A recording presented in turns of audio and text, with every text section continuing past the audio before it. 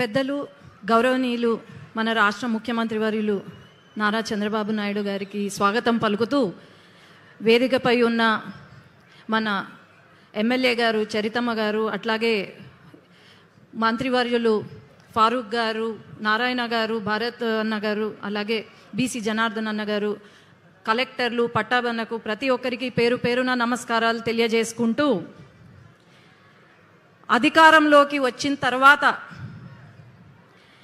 ఒక్క క్షణం తీరిక లేకుండా, విశ్రాంతి లేకుండా ప్రజల కోసం, ప్రజల వెంట, ప్రజల సమస్యలు తెలుసుకోవడానికి, అట్లాగే ఆ సమస్యలను వెంటనే తీర్చడానికి ప్రతి క్షణం కష్టపడుతూ మన ముఖ్యమంత్రి గారు ఊరు నియోజకవర్గము అంతా తిరుగుతున్నారు.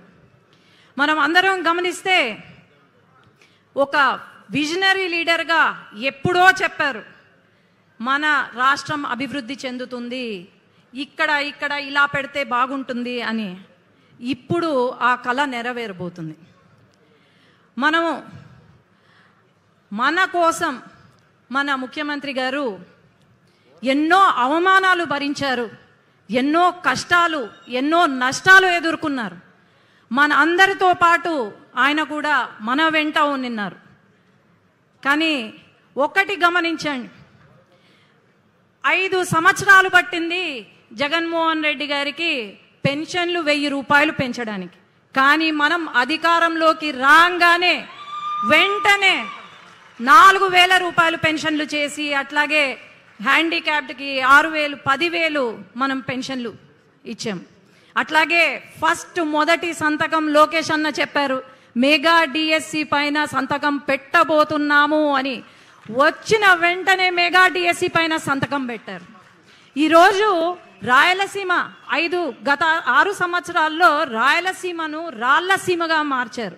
కానీ మన చంద్రబాబు నాయుడు గారు సీఎం గారు వచ్చిన తర్వాత రాళ్లసీమ కాదు, రతనాల సీమగా మారుస్తాను రాయలసీమను అని చెప్పి సాగునీటి ప్రాజెక్టులను మొదలుపెట్టి ఒక దేవుడిలాగా మనల్ని ఆదుకున్నారు. అట్లాగే ఉద్యోగాలు, ఒక్క ఉద్యోగం ఇవ్వలేదు వైఎస్ జగన్మోహన్ రెడ్డి.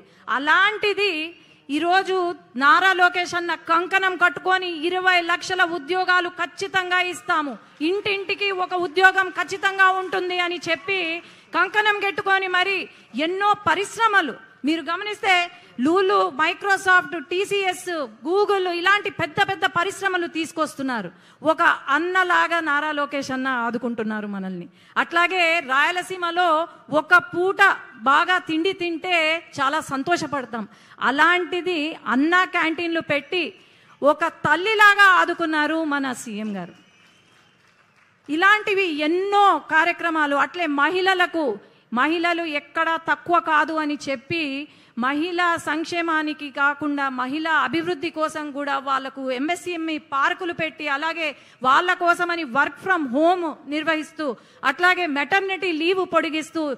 చిన్న ఉదాహరణ, ఒక మహిళా ఎంపీ అయిన నేను సంవత్సరం లోపల యునైటెడ్ నేషన్స్కి పంపించారు నన్ను, అట్లాగే ఆస్ట్రేలియా పార్లమెంట్కి పంపించారు. అంటే మహిళల పైన ఎంత దృఢ సంకల్పం ఉందో ఆలోచన చేద్దాం.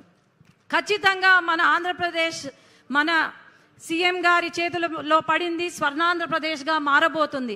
అట్లాగే కొన్ని సమస్యలు మన నియోజకవర్గంలో, అలాగే నంద్యాల పార్లమెంట్కి వచ్చాను కాబట్టి గుండకాయ లాంటి గుండ్రేవుల ప్రాజెక్టు పూర్తి చేయాలని, అలాగే మన గోరుకల్లు రిజర్వాయర్ ప్రతిసారి లీకేజ్ అవుతుంది, టెంపరీగా కన్స్ట్రక్ట్ చేస్తున్నారు, రిపేర్స్ చేస్తున్నారు, కానీ పర్మనెంట్ సొల్యూషన్ రావట్లేదు, ఫుల్ లెవెల్లో అచీవ్ కావట్లేదు. కాబట్టి ఈ గుండ్రేవుల ప్రాజెక్ట్కి కూడా పర్మనెంట్ సొల్యూషన్ ఇవ్వాలా అని చెప్పి నేను కోరుకుంటున్నాను. అలాగే మన షరీన్ నగర్లో ఒక బ్రిడ్జ్ ఉంది సార్, అది కట్టిస్తే చాలా మేలు అవుతుంది. ఎంతోమంది వర్కర్స్ అక్కడ అటు ఇటు పోలేక హంద్రీ కాలువ దాటుతూ అక్కడ ఊబిలో చిక్కుకొని యాక్సిడెంట్స్ అవుతున్నాయి. కాబట్టి అక్కడ ఆ బ్రిడ్జ్ కూడా పూర్తి చేయాలి. అట్లాగే సార్ ఇది నంద్యాలకు సంబంధించింది. జనరల్ హాస్పిటల్లో కేవలం 450 బెడ్లే ఉన్నాయి. ఫారూక్ గారి చొరవతో మనకు 50 బెడ్లను 300 బెడ్లుగా మార్చాము. కానీ చాలా ఇబ్బంది పడిపోతున్నారు. దాన్ని సూపర్ స్పెషాలిటీ బ్లాక్, అట్లాగే ఇప్పుడున్న హాస్పిటల్ని మనము మన మెడికల్ కాలేజ్ క్యాంపస్లో షిఫ్ట్ చేస్తే చాలా బాగుంటుంది సార్. అట్లాగే పాణ్యంలో సార్ ఒక చిన్న రిక్వెస్ట్ సార్, ఇక్కడ ఉన్న కార్యకర్తలు ఎవరైతే ఉన్నారో దీంట్లో 10 మందిలో ఒకరు వాళ్ళ ప్రాపర్టీస్ కబ్జాకి గురైనాయి సార్. వాళ్ళ పేర్లు మార్చేశారు, వాళ్ళ సర్వే నంబర్లు మార్చుకున్నారు. అది ఒక్కటి సార్ రిక్వెస్ట్, ఒక కమిటీని ఏర్పాటు చేసి మన కార్యకర్తలకు న్యాయం చేయాలని చెప్పి నేను కోరుకుంటున్నాను. ధన్యవాదాలు. జై తెలుగుదేశం, జై చంద్రబాబు నాయుడు గారు, జై లోకేష్ అన్న.